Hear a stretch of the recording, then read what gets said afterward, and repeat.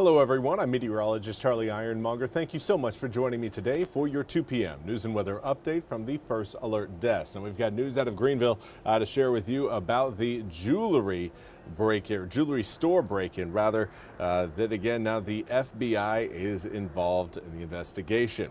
WITN was at the scene as Greenville police officers were at Bailey's Fine Jewelry on Red Banks Road at around 5 a.m. Police say officers were sent to the store just before 4 a.m. for an alarm. Once there, officers say they heard movement in the store's ceiling and told the suspects to exit the building several times before the two were taken into custody. One man reportedly fell through the ceiling and was taken to the hospital before being released, according to police. They also say the suspects are Christy Calitan Balaban of Romania and Belmont Dominique of Belgium. Now, both have been charged with felony breaking and entering and felony attempted larceny. Police are working with the FBI and the U.S. State Department to verify the men's identities and to figure out if they committed more crimes. Police say a large amount of jewelry was recovered at the scene. Balaban and Dominique are currently in the Pitt County Detention Center. Greenville police say more charges are possible as the case is still active. I want to turn our attention to a house fire that happened in Dover in Craven County. The home is being said it's a total loss. Officials say the call came in at around 9:35 a.m. for smoke coming from 128 Whitley Street home. Craven County Assistant Emergency Services Director Ira Whitford says no one was home at the time, but several people live at that residence. Several fire departments, including Dover Volunteer Fire Department, worked to put out the fire with help from fire departments in Craven and Lenoir counties. Now, Whitford told WITN it looked like the fire started in an electrical fixture in the ceiling of a bathroom. Crews are still working on the few hot spots right now and have been for the past hour or so. Now, the roof is metal, according to Whitford, and because a fire rises, it spread to the attic, adding another challenge for fire crews.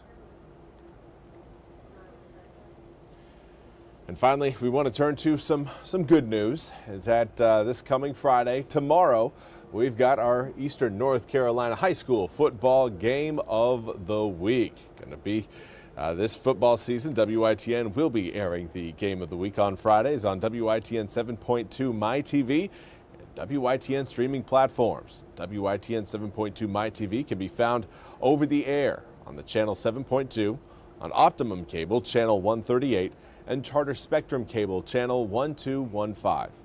Watch local high school football teams battle it out each Friday at 7 p.m. Now this week, we've got the Ayden-Grifton Chargers taking on the D.H. Conley Vikings. WITN streaming platforms, including WITN.com, the WITN News smartphone apps, and the WITN News Smart TV app that can be found on Roku, Apple TV, Fire TV, and Google TV will all be showing the game. The ENC High School Football Game of the Week is sponsored by the Kellum Law Firm, 264 Shoes and Apparel, and Superior Metals Structures and Concrete LLC. And finally, a look at your weather forecast. It's one that I know we're itching for a little bit more sunshine. We're going to be getting it in full coming up for tomorrow. But before we get into your sunshine forecast, we do need to talk a little bit about the tropics. We've got Tropical Storm Gabrielle right now in the central to, I'd say more kind of, we'll call it central western portion of the Atlantic Ocean. It's heading further and further west, right now moving at about 15 miles an hour. Maximum sustained winds 50 miles an hour. But there you can see that circulation, very little moisture around that central low. Now you've got, again, moisture in the surrounding area, but Gabrielle right now, from a moisture standpoint, really not looking all that impressive. Pressure down at 1,004 millibars. Yesterday was reading at 1,006 millibars. So a little bit of a reduction there, but certainly not enough to change its overall characterization. Still a tropical storm. National Hurricane Center meteorologists, though, do point to this system possibly increasing to Category 1 hurricane strength as it passes off to the east of Bermuda by about 100 to 200 miles. That will put it about 700 to 800 miles off of our coast if that track holds true, which again limits any sort of impacts that will be felt here in the east. If we feel anything, it will likely just be increased surf along our coastline. Well, waves get just a little bit higher as that system rolls by. Certainly nothing we need to worry about. Now, of course, the cloud cover continuing to pull away from the east. New Bern starting to break out in the clouds as we speak. I know I put a 3 o'clock hard time there, but again, may happen a little bit earlier than that, as here we are at 2:06, and again, those clouds are getting sparse over central Craven County. In fact, Pamlico County, you guys are seeing those clouds thin out as well. Those of you watching around Terrell County, Washington County, Dare County, and of course the north side of the Albemarle Sound, Chewan, Camden, Currituck, Pasquotank, Perquimans.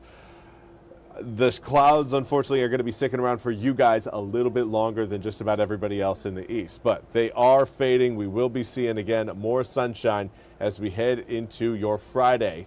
And that's going to be the case throughout eastern North Carolina. Right now, this is a view through our New Bern cam. Again, the clouds breaking apart, 75 degrees, variable winds at 3 miles an hour, and a dew point in the mid-60s. Air temperatures on the rise for those of you, again, seeing a little bit more sunshine. 80 degrees in Goldsboro, 82 in Kenansville, 81 in Jacksonville, as well as Rocky Mount. It is toasty for some. For others, still cool outside. We've got 70 degrees in Manio, 71 in Elizabeth City, as well as Plymouth, 72 in Williamston, as well as Roanoke Rapids.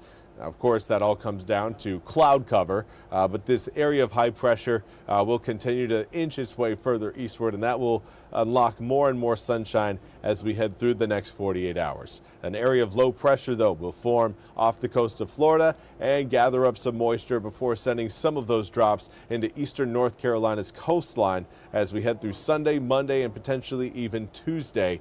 And that will cool us down a bit. It will bring about a little bit more cloud cover as we wrap up the weekend and head into the start of next week.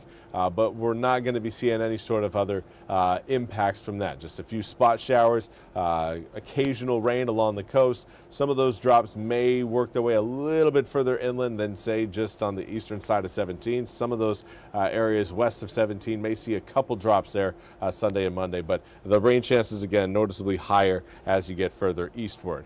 81 degrees on Tuesday, 85 the following Wednesday, 83 our next Thursday. That's all we have time for today's 2 p.m. news and weather update from the First Alert Desk. I want to thank you all so much for joining me. We'll be back with more news and weather coming up at the top of the hour. Until then, I hope you all have a fantastic Thursday.